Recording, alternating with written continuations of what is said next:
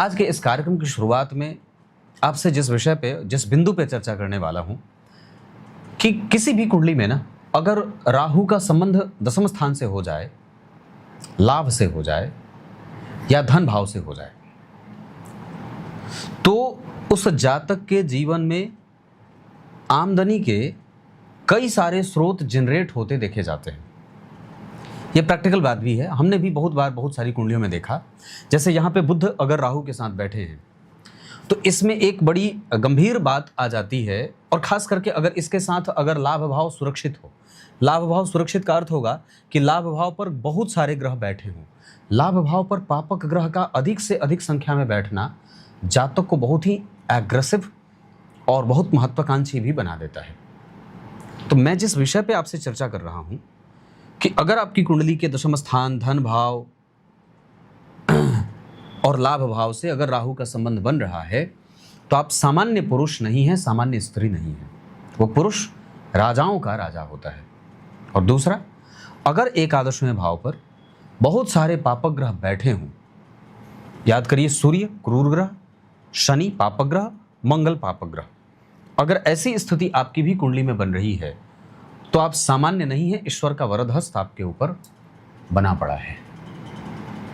इसको और भी थोड़ी से विस्तार के साथ समझे तो एकादशवां भाव चूंकि पापी भाव होता है और उस भाव में किसी भी पापक ग्रह का बैठना उसके प्रभावों में वृद्धि करने वाला हो जाता है।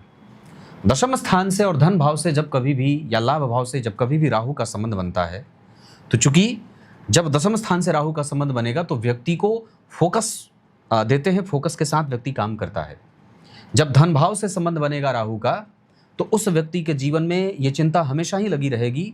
वो जातक हमेशा इस बात से अपने आप को जागृत करता रहता है कि हाँ मुझे बहुत आगे जाना है, और वो वस्तुतः आगे जाता भी है, धनवान भी खूब होता है। उसका लक्ष्य छोटा नहीं होता, वो बहुत बड़े लक्ष्यों का निर्धारण करने वाला, लक्ष्य की प्राप्ति में किसी भी हद तक जाने वाला। और लाभ भाव से जब राहु का संबंध हो जाता है तो व्यक्ति किसी भी स्थिति में हार नहीं मानने वाला होता है।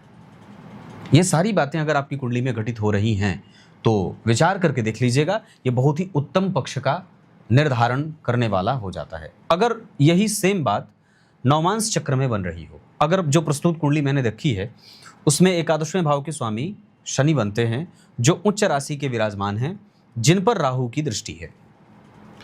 दशम स्थान के स्वामी गुरु होते हैं जो जन्म कुंडली में धन भाव में बैठे हैं, और दशम भाव के स्वामी का धन भाव में बैठना, जिस राशि में बैठे इस राशि का अधिपति मंगल गुरु से दृष्ट है।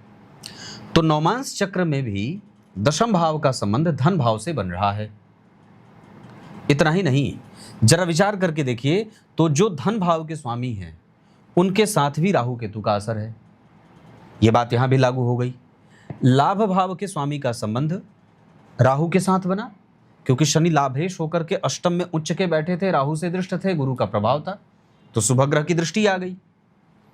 दशमांशा चक्र में भी दशम स्थान पे राहु केतु का असर है। केतु है, थोड़ा बहुत कंफ्यूज करेंगे, लेकिन धन भाव पर केतु का प्रभाव, धन भाव के स्वामी मंगल के ऊपर राहु की दृष्टि, लाभ भाव के स्वामी शनि लग्न में, बड़ी अच्छी बात हो गई। और तो और ये स्थिति इतनी अच्छी बन गई कि शुक्र स्वग्रही और सप्तम भाव को दशमांशा चक्र में चंद्रमा का और शुक्र का शुभकर्त्री लग गया। तो लग्न कुंडली में जो बात लागू हो रही है अगर वो नवमांशा और दशमांशा में भी सेट हो रही हो, वो फिट बैठ रही हो, तो उसकी पुष्टि ये दोनों चक्र करने वाले हो जाते हैं, और ये बनने वाले कुंडली के महान से महान राजयोगों का प्रभाव जातक के जीवन में दिए बिना नहीं छोड़ते। छठे भाव के स्वामी जो शुक्र हैं वो 12वें भाव में बैठे हैं, उन पर किसी ग्रह की कोई दृष्टि नहीं है। केतु देख रहे हैं जो छोटी मोटी बीमारियां देते हैं, पर बहुत अच्छी बात है कि छठे, 8वें और 12वें भाव के स्वामी पर किसी ग्रह की दृष्टि ना हो। अष्टम भाव में गुरु की राशि बनी है और ये गुरु अष्टम भाव को देख रहे हैं। अगर आपकी कुंडली में भी अष्टमेश अष्टम को देख रहा हो तो आप समझ लीजिए कि बड़ी ही परिपक्व कुंडली हो जाती है। 12वें भाव के स्वामी मंगल बनते हैं, वो जन्म कुंडली में एकादशवें भाव में बैठे हैं और पंचम को देख रहे हैं। पंचमेश पहले ही दशम स्थान में विराजमान हैं, तो पिता का काम, पिता का कारोबार भी आगे बढ़ता है। व्यक्ति माता और पिता के लिए भाग्यशाली होता है और कई बार उसकी शिक्षा दीक्षा विदेश यात्रा तक करा देने वाली होती है। ट्रेनिंग विदेश में हो जाए या व्यक्ति को पढ़ाई के दौरान जाना पड़े या नौकरी के बाद जानी पड़े, स्थिति ऐसी बन जाती है। तो ये सारे सिद्धांत अगर आपकी कुंडली में भी लागू हो रहे हैं तो ये बात रख लीजिए, लिख करके, नोट करके कि ये सारी बातें आपके जीवन में घटित होंगी।